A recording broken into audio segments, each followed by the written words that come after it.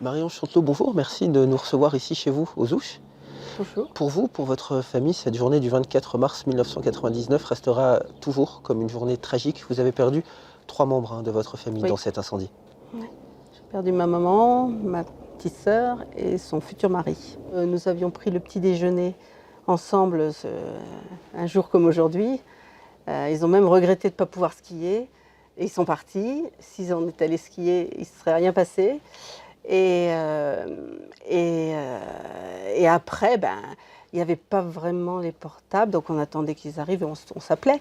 Mais quand on a su et qu'on a vu la fumée sortir du tunnel, j'ai pensé, moi, qu'ils étaient déjà passés parce qu'ils étaient partis à 9h30. Et en réalité, ils étaient déjà dedans, quoi.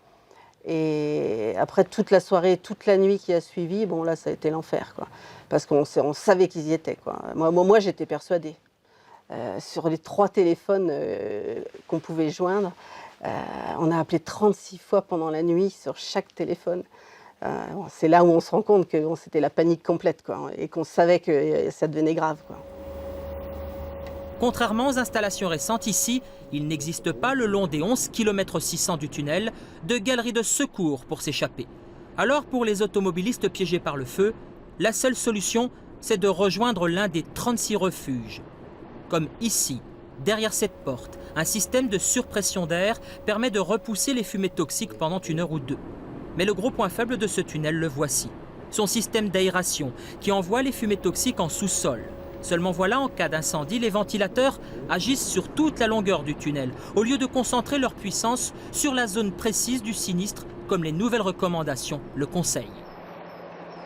Marion Chantelot, on vient de le voir, très vite les doutes sont apparus sur l'état de ce tunnel.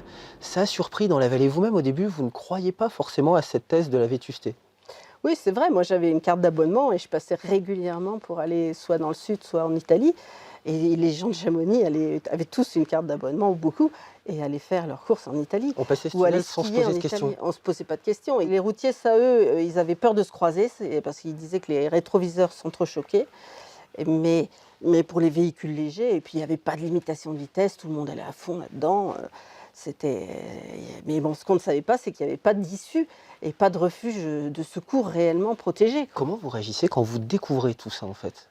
Sur le moment, on était anesthésiés par la disparition de nos proches.